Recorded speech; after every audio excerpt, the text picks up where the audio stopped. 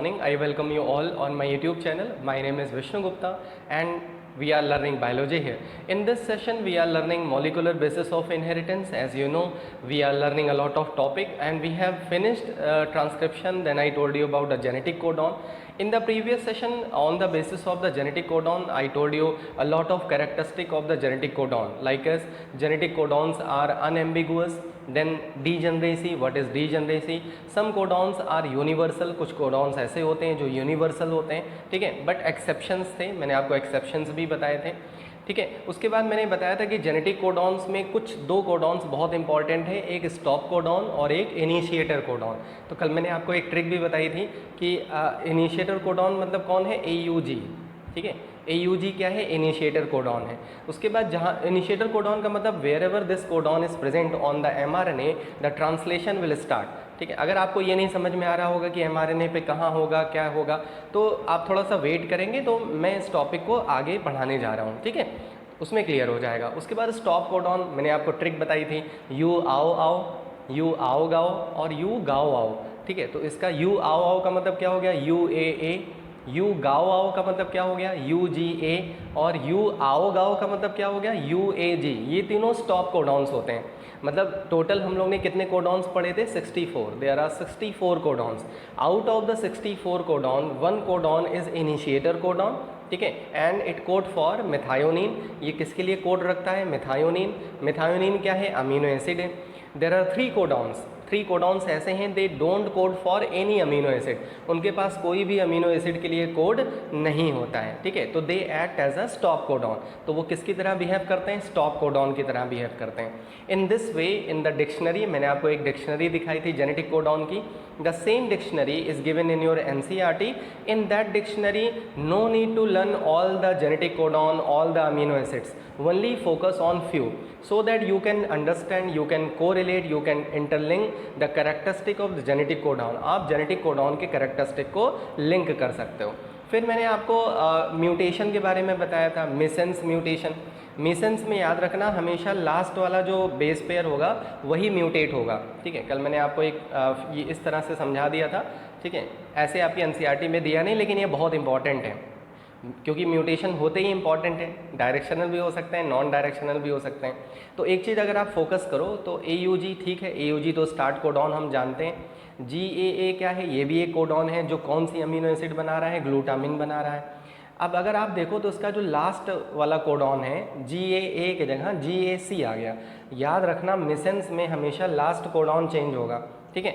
और देख सकते हो अमीनो एसिड भी क्या हो गई, चेंज हो गई, एस्पिरिन आ गई, तो ग्लूटामिन की जगह दूसरी अमीनो एसिड आ गई, तो इसको बोलते हैं हम मिसेंस म्यूटेशन। नॉनसेंस म्यूटेशन में क्या होगा, नाम से ही पता लग रहा है, नॉनसेंस, ऐसा कोई म्यूटेशन हो जाए जिसकी वजह से नॉनसेंस चीज़ें क्रिएट हो जाएं, मतलब स्टॉप कोडॉन। मैंने आपको कल बताया था कि stop codons are also known as nonsense codon. So whenever there is any mutation, जैसे यहाँ पे ध्यान दो तो GAA है, ठीक है, GAA में एक जो बेस पेयर है वो रिप्लेस हो गया। कौन सा बेस पेयर रिप्लेस हो गया, G को किसने रिप्लेस कर दिया, U ने। दिस इज म्यूटेशन, ये अपने आप हो सकते हैं, ठीक है। तो ऐसी कंडीशन में क्या बन गया, UAA, यू आओ आओ, तो यू आओ आओ क्या है, स्टॉप कोडॉन है, इसका मतलब है ये नॉनसेंस म्यूटेशन है, ठीक है। नेक्स्ट आ जाओ, फ्रेम शिफ्ट। आप देख रहे हो अगर AUG के बाद, यहाँ पे ध्यान दो, AUG के बाद फ्रेम शिफ्ट हो रहा है। AUG तो जैसे है वैसे ही रहेगा, जो GAA है उसका जो G है फर्स्ट वाला जो बेस पेयर है वो डिलीट हो गया, मतलब वो हट गया, रिमूव हो गया। AA पे जो इधर का बेस पेयर है वो इधर शिफ्ट हो गया, ठीक है। जैसे होता नहीं, अगर 3 स्टूडेंट बैठे हैं तो एक वाले को हटा देते हैं, तुम हटो, फिर 2 होते हैं, फिर तीसरा आ जाता है, इस तरह से शिफ्ट हो रहा है। आपने सुना होगा टीचर्स बोलते थोड़ा थोड़ा शिफ्ट हो जाओ, तो पता लगा जो साइड में बैठा है वो तो बेचारा गिर ही जाता है, समझ में, एकदम वैसे ही हो रहा है। जो G है वो क्या हो रहा है, गिर जा रहा है, लेकिन जो इधर वाले जो हैं कोडॉन्स, ठीक है, इधर वाले जो बेस पेयर हैं वो शिफ्ट हो रहे हैं, इसीलिए इस म्यूटेशन को क्या बुलाते हैं, फ्रेम शिफ्ट म्यूटेशन, ठीक है। उसके बाद साइलेंट म्यूटेशन में क्या होगा, देखो अगर आप ऊपर देखो तो जेनेटिक कोडॉन और अमीनो एसिड्स, ठीक है, जेनेटिक कोडॉन है और अमीनो एसिड्स हैं। नीचे देखो तो अमीनो एसिड्स वही हैं, लेकिन जेनेटिक कोडॉन चेंज हो गया है। इसका मतलब है ऐसे म्यूटेशन अननोटिस्ड रहते हैं, पता ही नहीं लगते। क्यों नहीं पता लगते, क्योंकि देखो म्यूटेशन को हम किसके बेसिस पे आइडेंटिफाई कर सकते हैं, अमीनो एसिड्स के बेसिस पे आइडेंटिफाई कर सकते हैं कि ये अमीनो एसिड बन रही है, पहले ये बन रही थी तो इसका मतलब म्यूटेशन हो गया है। ठीक है, तो अगर आप देखो तो इसमें साइलेंट है, मतलब इसमें अमीनो एसिड तो चेंज ही नहीं हो रही है, जो कोडॉन है केवल वही चेंज हो रहे हैं लेकिन अमीनो एसिड चेंज नहीं हो रही है। अच्छा बताओ, अगर कॉम्पिटिटिव एग्जाम में यहाँ से एक क्वेश्चन आ जाए कि साइलेंट म्यूटेशन में कौन सी प्रॉपर्टी जेनेटिक कोडॉन की ये रिप्रेजेंट करता है, तो बताओ कौन सी प्रॉपर्टी रिप्रेजेंट करता है? डीजेनरेसी। डीजेनरेसी मतलब एक ही amino acid, one amino acid can be coded by more than one codon. एक से ज़्यादा कोडॉन एक अमीनो एसिड को क्या कर सकते हैं? कोडॉन रख सकते हैं उसके लिए। तो ये वाली कैरेक्टरिस्टिक यहाँ से देखने को मिल रहा है। Because of that characteristic there is a silent mutation, silent mutation हो जाता है। ठीक है, तो ये टॉपिक यहाँ पे कंप्लीट हो गया। Now we will study protein synthesis, but before going to the protein synthesis we have to study about the types of RNA, क्योंकि if you don't know the types of RNA, their characteristic, you cannot get to know, you will not able to understand the protein synthesis। ठीक है, सबसे पहले मैं बता दूं कि protein synthesis होती क्या है। प्रोटीन सिंथेसिस मतलब प्रोटीन बनना, जाहिर से एकदम सिंपल सी बात है। प्रोटीन किसकी बनी होती है? अमीनो एसिड्स की बनी होती हैं। ठीक है, अब आपने यहाँ से देख लिया कि कुछ जेनेटिक कोडॉन, कितने सारे जेनेटिक कोडॉन्स हैं और ये क्या बना रहे हैं? अमीनो एसिड बना रहे हैं। इसका मतलब है किसी तरह जो mRNA है, जो कहाँ से कोडॉन लेके आ रहा है? डीएनए से। डीएनए से मैसेजेस लेके आ रहा है, समझ में आ गई बात? ठीक है, तो डीएनए से जो मैसेजेस लेके आ रहे हैं उसी के अकॉर्डिंग अमीनो एसिड बनेगी। जिस तरह से डीएनए इन्फॉर्मेशन को क्या कर रहा है? ट्रांसफ़र कर रहा है, इन द सेम वे उसी मैनर में अमीनो एसिड्स का फॉर्मेशन होगा। तो ये जो जेनेटिक कोडॉन्स हैं ये किसके ऊपर प्रेजेंट होते हैं? mRNA के ऊपर प्रेजेंट होते हैं। जिस तरह से mRNA पे कोडॉन्स होते हैं वैसे ही कौन सी क्या बनती है? अमीनो एसिड बनती है, अमीनो एसिड प्रिपेयर होती है। अमीनो एसिड आपस में जब बॉन्ड बना लेती है तो उसी को क्या बुलाते हैं? Protein synthesis. तो अमीनो एसिड्स के फॉर्मेशन में तो आपने देख लिया कि अमीनो एसिड कौन बना रहा है, मतलब किससे बन रही है? जेनेटिक कोडॉन से। इन्हीं अमीनो एसिड्स को पेप्टाइड बॉन्ड से जोड़ने को ही क्या बुलाते हैं? Protein synthesis. लेकिन इतना इजी प्रोसेस नहीं होता ये। ठीक है, this process take place in cytoplasm, remember, चाहे वो यूकैरियोटिक सेल हो चाहे वो प्रोकैरियोटिक सेल हो, this process will take place in the what? In where? Cytoplasm. आप 9th से ही पढ़ते आ रहे हो कि ribosome help in protein synthesis, ribosome help in protein synthesis, पढ़ते आ रहे हो? नहीं पढ़ते आ रहे हो? ठीक है, यहाँ पे जाके पता लगेगा कि how the ribosome help in protein synthesis. तो आप एंथुजियास्टिक रहिए। ठीक है, आप बहुत बढ़िया, मतलब बहुत इंपॉर्टेंट टॉपिक पढ़ने जा रहे हैं हम लोग कि प्रोटीन सिंथेसिस कैसे होती है। ठीक है, तो बढ़ते आगे। सबसे पहले आपको मैं टाइप्स ऑफ आरएनए बताऊंगा। ठीक है, कुछ चीज़ें ऐसी हैं जो आपके एनसीईआरटी में नहीं है, but I am just going to tell you so that you can understand protein synthesis. बहुत अच्छे से समझ में आएगा, बहुत आराम से समझो।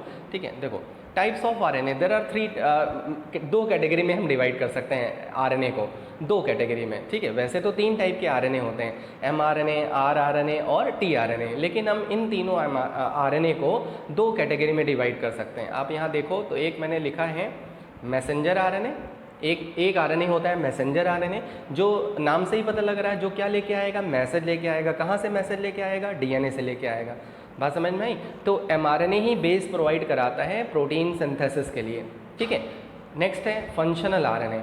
जो फंक्शनल आरएनए होते हैं वो 3 टाइप के होते हैं, टीआरएनए, आरआरएनए और एसएनआरएनए। फंक्शनल आरएनए का मतलब हो गया कि आरएनए तो आके बैठ गया, लो भाई मैंने जेनेटिक कोडॉन ले आया, लेकिन फंक्शन कौन कर रहा है? TRNA, rRNA. ठीक है, ये सब क्या कर रहे हैं? फंक्शन परफॉर्म कर रहे हैं, इसीलिए इनको हम क्या बुलाते हैं? फंक्शनल आरएनए बुलाते हैं। समझ में आया? तो टेम्पलेट कौन प्रोवाइड कराएगा? टेम्पलेट मतलब तो समझ ही गए होंगे। ठीक है, टेम्पलेट कौन प्रोवाइड कराएगा? एमआरएनए। और याद रखना एमआरएनए, मैंने आपको एक ट्रिक बताई थी, टेम्पलेट आरएनए की, टेम्पलेट की पोलरिटी क्या होती है? 3-5, लेकिन यहाँ पे एमआरएनए को एक्चुअली टेम्पलेट नहीं बुलाते, वो तो मैं बोल रहा हूँ। ठीक है, तो यहाँ पे इसकी पोलरिटी 5' to 3' होगी, याद रखना। ठीक है, इसकी पोलरिटी 3 to 5 नहीं होगी, इसकी पोलरिटी 5 to 3 होगी, रिमेंबर इट। फंक्शनल आरएनए में 3 टाइप के हैं, टीआरएनए। टीआरएनए का फुल फॉर्म क्या है? ट्रांसफ़र आरएनए, इसका मतलब कुछ ना कुछ ट्रांसफ़र करेगा ये। आरआरएनए यही है राइबोसोमल आरएनए, जो 9th क्लास से आप पढ़ते आ रहे हो, ribosome help in protein synthesis. तो here you will get to know how the ribosome help in protein synthesis. और लास्ट है एसएनआरएनए, जिसको स्मॉल न्यूक्लियर आरएनए बोलते हैं, जिसका फंक्शन आप पहले से ही पढ़ चुके हो, स्प्लिसियोसोम। ठीक है। स्प्लीसियोसोम मैंने आपको 3D एनिमेशन में भी दिखाया था कि स्प्लीसियोसोम कैसे होते हैं और इंट्रॉन्स को कैसे रिमूव कर देते हैं। सो आपको मेन 3 RNA के फंक्शन को यहाँ पे पढ़ना है, mRNA, tRNA और rRNA, ठीक है। तो बढ़ते हैं आगे, एक एक mRNA को देखते हैं। सबसे पहले mRNA पढ़ेंगे, then we will switch to the protein synthesis. देखो mRNA, पहले तो स्ट्रक्चर देखो, mRNA लीनियर होता है, ठीक है। mRNA जो होता है वो लीनियर होता है और कोडॉन्स कहाँ से लेके आ रहा है, DNA से लेके आ रहा है। इसकी पोलरिटी क्या होती है, 5' to 3', ठीक है। इसकी जो पोलरिटी है वो क्या है, 5' to 3' है। एक सेकेंड होल्ड करो। तो mRNA की पोलरिटी मैंने क्या बताई, 5' to 3', और इस पर ये क्या बताया, और क्या होता है, ये लीनियर होता है, ठीक है। और इस पे कोडॉन्स जो लगे होते हैं वही क्या प्रोवाइड कराते हैं, बेस प्रोवाइड कराते हैं, जिस पे क्या होती है, प्रोटीन सिंथेसिस होती है। तो हम लोग ये डिस्कस करने जा रहे हैं कि कैसे जो है वो 3 टाइप के RNA प्रोटीन सिंथेसिस में हेल्प करते हैं, ठीक है। mRNA भी, tRNA भी और rRNA भी। तो थोड़ा सा हम लोग यहाँ पे इंट्रोडक्शन पढ़ेंगे कि तीनों टाइप के RNA के क्या फीचर्स होते हैं, ठीक है। तो तीनों टाइप के जब RNA के आपको फंक्शन पता लग जाएंगे तो आपको बहुत ईजी हो जाएगा प्रोटीन सिंथेसिस को समझना, ठीक। इसीलिए मैंने आपको सबसे पहले RNA के टाइप नहीं बताए थे। जब मैंने ट्रांसक्रिप्शन बताया था तो वहाँ पे आपको RNA के टाइप वहाँ पे नहीं बताए थे, ठीक है। वहाँ पे केवल mRNA, rRNA और tRNA बस। लेकिन यहाँ पे बहुत इंपॉर्टेंट है उनके फंक्शन को जानना, ठीक है। इसीलिए सबसे पहले हम लोग उनके फंक्शन को डिस्कस करेंगे और फिर जो है प्रोटीन सिंथेसिस में उनको, उनके एप्लीकेशंस को देखेंगे कि किस तरह से जो RNA होते हैं, टाइप्स ऑफ RNA होते हैं, वो किस तरह से प्रोटीन सिंथेसिस में हेल्प करते हैं। तो स्टार्ट करते हैं सबसे पहले mRNA, ठीक है। सबसे पहले mRNA देखो, it encodes the amino acid sequence. यही जो है वो अमीनो एसिड का सीक्वेंस करता है, ठीक है। जैसे अगर मान लो कोई टेक्स्ट बुक है, ठीक है। टेक्स्ट बुक में जिस तरह, या आपके क्वेश्चन पेपर है, जिस तरह से क्वेश्चंस लिखे होंगे वैसे ही आप क्या लिखोगे, आंसर लिखोगे। तो क्वेश्चंस क्या है, कोड के फॉर्म में है। एक कोडॉन है, जैसे आप कंप्यूटर लैंग्वेज में पढ़े होगे आपने, कोडॉन्स होते हैं, ठीक है। कोडिंग होती है, उसको डी कोडिंग करते हैं, उसी को डिकोडिंग करते हैं ना। एकदम वैसे ही यहाँ पे mRNA भी क्या लेके आ रहा है, कोडॉन्स लेके आ रहा है। जैसे अगर मान लो यहाँ पे A लगा है, U लगा है, G लगा है, तो बताओ अगर AUG लगा है तो कौन सी अमीनो एसिड बननी चाहिए, मिथायोनिन। अगर AUG लगा है तो कौन सी अमीनो एसिड बननी चाहिए, मिथायोनिन बननी चाहिए। समझ में आया। इसी तरह से हर एक जेनेटिक कोडॉन किस पे लगे होते हैं, mRNA पे लगे होते हैं। जिस तरह के mRNA पे जेनेटिक कोडॉन्स लगे होते हैं, in the same way there is a formation of, मतलब there is a bonding of amino acid. उसी तरह से अमीनो एसिड बाइंड होती चली जाती है और क्या बना लेती है, प्रोटीन सिंथेसिस करती है, ठीक है। तो mRNA क्या है, it encodes the amino acid sequence, amino acid के सीक्वेंस होते हैं of a protein, and a triplet nitrogenous base. इस पे क्या प्रेजेंट होते हैं, triplet nitrogenous base specifying an amino acid is called codon. जो ये स्पेसिफाई करेंगे तो कौन सा कोडॉन बनेगा। मैंने आपको पहले ही अल्फ़ाबेट्स के लेटर्स को लेके, वर्ड्स को लेके आपको सब कुछ बता रखा है, तो आपको कोई प्रॉब्लम नहीं होगी। जो AUG है वो ट्रिपलेट में होता है, 3 बेसिस प्रेजेंट होते हैं। यही तीनों बेसिस को क्या बुलाते हैं हम, इनके कॉम्बिनेशन को क्या बुलाते हैं, कोडॉन बुलाते हैं। As the codon will be there, as the amino acid will be produce. उसी तरह से क्या प्रोड्यूस होगी, अमीनो एसिड बनेगी। समझ में। तो mRNA का स्ट्रक्चर कैसे होता है, लीनियर होता है। इट प्रोवाइड टेम्पलेट, मैंने बताया ना ये टेम्पलेट है नहीं, लेकिन it provide template, base provide करा रहा है फॉर प्रोटीन सिंथेसिस। तो याद रखना, मैंने जो ट्रिक आपको बताई है वो यहाँ पे अप्लाई मत कर देना, ठीक है, कि mRNA की भी वही सर वाली टेम्पलेट नहीं।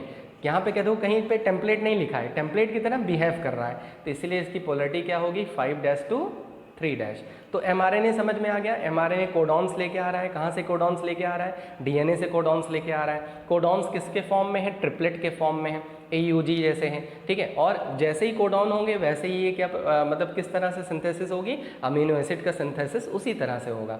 क्लियर है। तो इस तरह से mRNA क्लियर हो गया होगा। Now come to the next part, tRNA।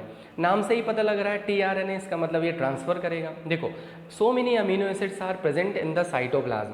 Amino acid में साइटोप्लाज्म में अमीनो एसिड्स ऑलरेडी प्रेजेंट होती हैं। The amino acid has to be transferred. जिस तरह से कोडॉन्स होते हैं वैसे ही उसके पास अमीनो एसिड जानी चाहिए। समझ में। अभी मैं जब ये टॉपिक पढ़ाऊंगा ना तो आपने खाना खा लिया है ना शादी में, अब शादी करवाएंगे, ठीक है। अब हम लोग आगे जो है वो शादी देखेंगे कि किस तरह से शादी होती है। तो एकदम शादी का एग्जाम्पल लेके मैं आपको प्रोटीन सिंथेसिस बहुत अच्छे से समझा दूंगा, लेकिन सबसे पहले आप बेसिक समझ लो कि टीआरएनए क्या करता है, ट्रांसफ़र करता है। जैसे मान लो अगर कहीं पे मैरिज हो रही है तो जो लड़की होती है उसको उसकी सहेलियाँ ला के लेके आती हैं। आपने देखा होगा बहुत सारी मैरिज में रिचुअल्स जो होते हैं उसमें उसकी सहेली या उसकी मदर उसको लेके आती है। आई बात समझ में? एकदम वैसे ही टीआरएनए का भी वही काम है। टीआरएनए क्या कैरी करता है, अमीनो एसिड्स। कहाँ से कैरी करता है, साइटोप्लाज्म में। In the cytoplasm 20 type of amino acids are present, already present होती है, ठीक है। और जैसे जिस तरह से कोडॉन्स लगा होगा, जैसे अभी मैंने एमआरएनए में बताया कि एमआरएनए में कौन सा कोडॉन लगा है, एयूजी, तो कौन सी अमीनो एसिड आनी चाहिए, मिथायोनिन। तो कौन लेके आएगा, टीआरएनए। समझ में आए? तो टीआरएनए क्या कैरी करता है, अमीनो एसिड कैरी करता है। कहाँ से, साइटोप्लाज्म से। तो किसके पास लेके जाता है, एमआरएनए पे लेके जाता है। क्लियर है? तो tRNA is also known as soluble RNA. इसको और याद रखना, टीआरएनए ही only RNA that is soluble RNA, not mRNA, not rRNA, ठीक है। टीआरएनए ही एक ऐसा आरएनए है जो सॉल्युबल है। सॉल्युबल क्यों बोलते हैं, it is soluble in 1 molar solution of sodium chloride, ठीक है। क्योंकि ये 1 molar solution of sodium chloride में क्या हो जाता है, सॉल्युबल हो जाता है, that's Y. It identifies amino acid, मैंने बताया ना, ये आइडेंटिफाई किसको करेगा, अमीनो एसिड को, कि कौन से अमीनो एसिड लेके जानी है in the cytoplasm and transport them to the ribosome.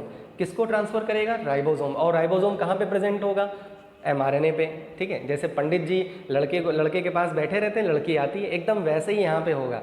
Clear है? 2 डायमेंशनल स्ट्रक्चर। अगर हम आरएनए को 2D में देखें, ठीक है, तो क्लोवर लीफ की तरह दिखता है। क्लोवर लीफ एक प्लांट होता है जिसमें 3 लीफ लगी होती हैं, 3 अपेंडेजेस होते हैं, एकदम वैसे ही दिखता है, ठीक है। तो क्लोवर लीफ मतलब क्या हो गया, एक प्लांट होता है जो क्लोवर होता है, ठीक है। क्लोवर लीफ होती है, उसमें 3 लीफ होती हैं एकदम। अगर हम 2D शेप में देखें तो टीआरएनए का स्ट्रक्चर क्लोवर लीफ की तरह दिखेगा, लेकिन अगर हम 3 डायमेंशनल शेप में देखें एक्चुअल में, तो वो कैसे दिखता है, इन्वर्टेड एल की तरह दिखता है, ठीक है। Upside down letter L, upside down letter L मतलब इन्वर्टेड एल की तरह दिखेगा, ठीक है। नहीं समझ में आ रहा होगा, नेक्स्ट मैंने पिक्चर लगा दी है, कोई प्रॉब्लम नहीं है, एकदम घबराना नहीं है। देखो जो पहला स्ट्रक्चर है दैट इज ये क्लोवर लीफ की तरह है, ये 2D है, ये जो स्ट्रक्चर है वो 2D है, और ये वाला स्ट्रक्चर क्या है, 3D। अब आप ध्यान से देखो कि इसमें देखो क्लोवर लीफ जैसे लग रहा है, तीन लीफ हैं, 3 लीफ एक दूसरे से अटैच हैं, ठीक है। तो उसी तरह ये स्ट्रक्चर दिख रहा है, और ये होता है इन्वर्टेड एल, ठीक है। आपको दिख रहा होगा ये एल कैसे है, लेकिन अगर ध्यान से देखो ये इस तरह से कुछ दिख रहा है ना, इसीलिए इसको इन्वर्टेड एल की तरह बुलाते हैं। क्लियर है? तो इस तरह से आपको 2 शेप नज़र आ रहे हैं टीआरएनए के। किसी आप लोग की जो नई एनसीईआरटी होगी ना, उसमें ऐसे डायग्राम बना होगा, और कुछ लोग की जो पुरानी एनसीईआरटी होगी उसमें ये वाला डायग्राम बना होगा। तो घबराना नहीं कि गलत है, ठीक है, दोनों ही डायग्राम सही हैं। जब भी एग्जाम में आए तो ये वाला डायग्राम इजी होता है बनाना, ये वाला डायग्राम कैसे बना पाओगे, ठीक है। तो 2D में डायग्राम ही बनाना। अब देखो टीआरएनए का स्ट्रक्चर लीनियर नहीं है, अगर आप देखो तो ये लीनियर नहीं है, ठीक है। किस शेप में है अभी मैंने बता दिया, इसका शेप कैसा होता है, क्लोवर लीफ या इन्वर्टेड एल। दूसरी चीज़ आपको नज़र आ रही है कि ये देखो यहाँ पे लिखा है एक्सेप्टर आर्म। अब बताओ किसके लिए एक्सेप्टर आर्म है, अमीनो एसिड के लिए, ठीक है। जहाँ पे देखो कौन सा सीक्वेंस लगा है, ध्यान से देखो, CCA sequence, where there is a sequence CCA at the end of 3 किस एंड पे, 3 एंड पे there is a acceptor arm. Acceptor मतलब यहीं पे अमीनो एसिड आके अटैच हो जाएगी। क्लियर है? ठीक है। और उसके बाद जो इसके जस्ट अपोजिट होता है, अमीनो एसिड एक्सेप्टर एंड के जस्ट अपोजिट होता है, यहाँ पे होता है एंटी कोडॉन। ये जो लूप होती है इसको बोलते हैं एंटी कोडॉन, ठीक है। एंटी कोडॉन का मतलब क्या होता है भाई, टीआरएनए को कैसे पता लगेगा कि कौन सी अमीनो एसिड कहाँ पे डिलीवर करनी है। तो टीआरएनए पे क्या लगे होते हैं, एंटी कोडॉन लगे होते हैं। जैसे अगर मान लो एमआरएनए पे AUG है, तो बताओ उसका एंटी कोडॉन क्या होगा। एंटी कोडॉन मतलब उसका कॉम्प्लीमेंट्री क्या होगा, जरा बताओ। मैं आपको 1 मिनट का टाइम दे रहा हूँ। 1 मिनट भी ज़्यादा है, बहुत ज़्यादा है, ठीक है, लेकिन 1 मिनट से कम का टाइम ले लो। AUG लगा है तो उसका कॉम्प्लीमेंट्री क्या होगा, जल्दी से बताओ सोच के। कॉम्प्लीमेंट्री आरएनए क्या होगा, कॉम्प्लीमेंट्री बेसिस क्या होंगे AUG का।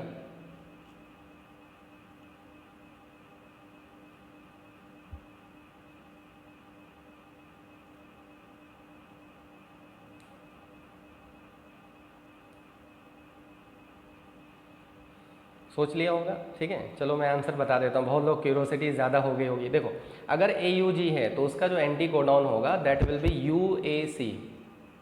किसका, AUG का। मान लो mRNA पे क्या लगा है, AUG लगा है, ठीक है। तो tRNA को कैसे पता लगेगा कौन से अमीनो एसिड वहाँ पे दे दें, हमें क्या पता, ठीक है। तो उसके पास क्या लगे होते हैं, एंटी कोडॉन लगे होते हैं, याद रखना, ठीक है। एंटी कोडॉन मतलब ए, आपको पता है ना कॉम्प्लीमेंट्री रूल RNA के लिए अलग होता है, जहाँ पे ए होता है U, ठीक है, U opposite A opposite U, C opposite G, तो ये क्या है, एंटी कोडॉन है, ये यहाँ पे प्रेजेंट होगा, ठीक है। इसका मतलब है tRNA स्पेसिफिक होता है, for every amino acid the tRNA is specific, क्यों, जिसके पास जैसा एंटी कोडॉन लगा होगा वैसे ही वो अमीनो एसिड लेके जाएगा।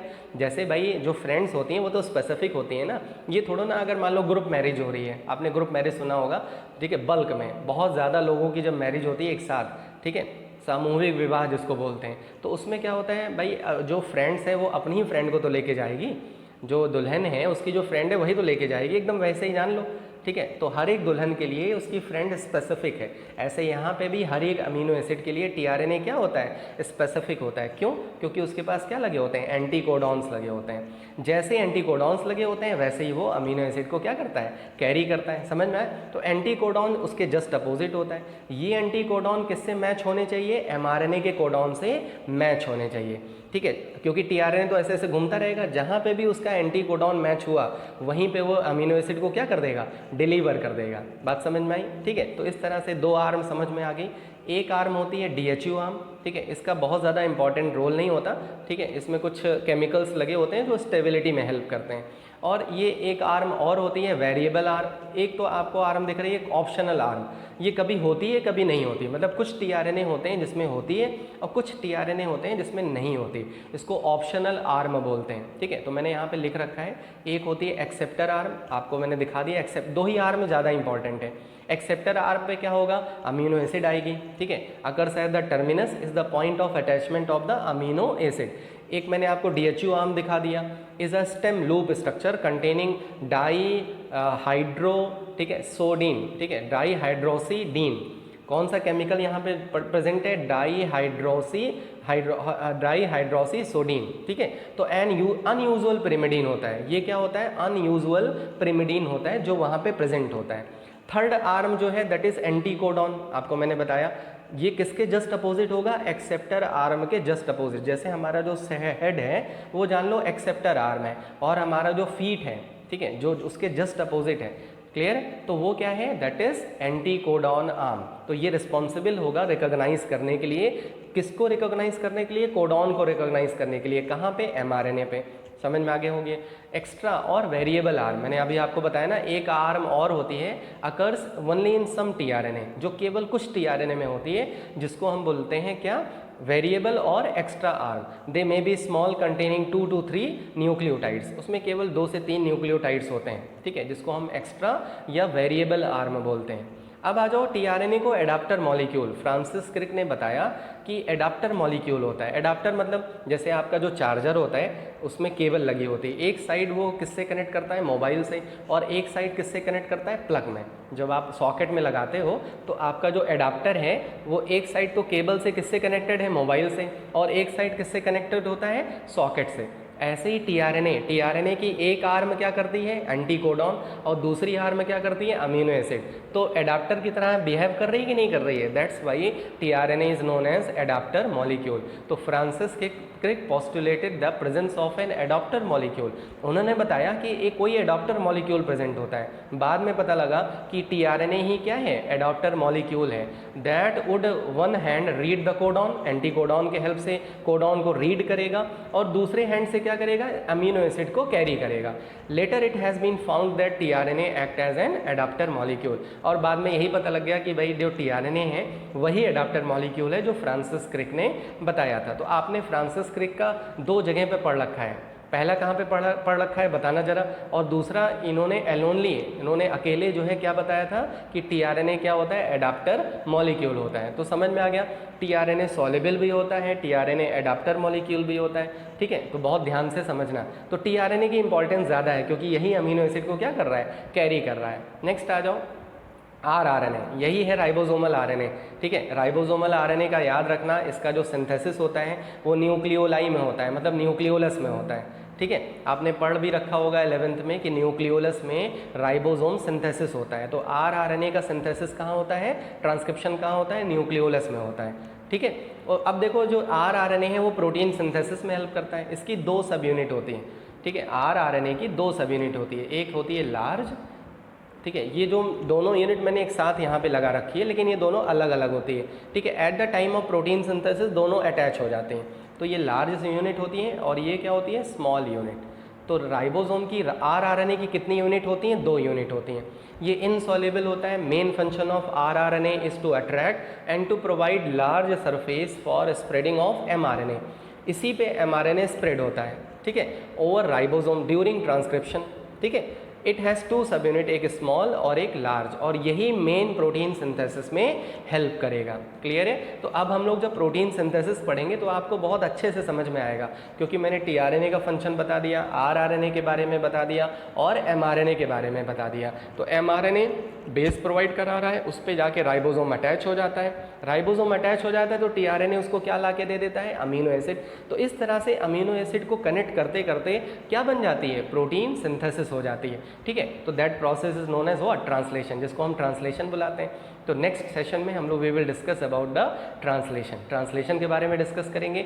ठीक है, till then please revise all the topic. जो भी टॉपिक आप पढ़ रहे हो उसको रिवाइज जरूर करते रहो, उससे आपको बहुत बेनिफिट मिलेगा। ठीक है, अगर आप रिवाइज करना छोड़ दोगे तो कनेक्शन नहीं मिल पाएगा। इसीलिए मैं सेशन को स्टार्ट करने से पहले आपको प्रीवियस सेशन का थोड़ा सा इंट्रोडक्शन दे देता हूँ, थोड़ा सा आपको रिव्यू दे देता हूँ कि what you have studied. Same thing you should also do. आपको भी यही चीज़ करनी चाहिए कि आपको जो भी टॉपिक पढ़ने जा रहे हो उसके पहले का टॉपिक जरूर रिवाइज कर लेना चाहिए। उससे कनेक्शन मिल जाता है कि हाँ हमने कल क्या पढ़ा था और आज क्या पढ़ने जा रहे हैं, दोनों में क्या कनेक्शन है। क्लियर है? ठीक है, तो I am completing this session and please revise properly, study properly and write on the comment box you are liking the session and please press the like button. So stay fit, stay healthy. Jai Hind, Jai Bharat, love you, goodbye.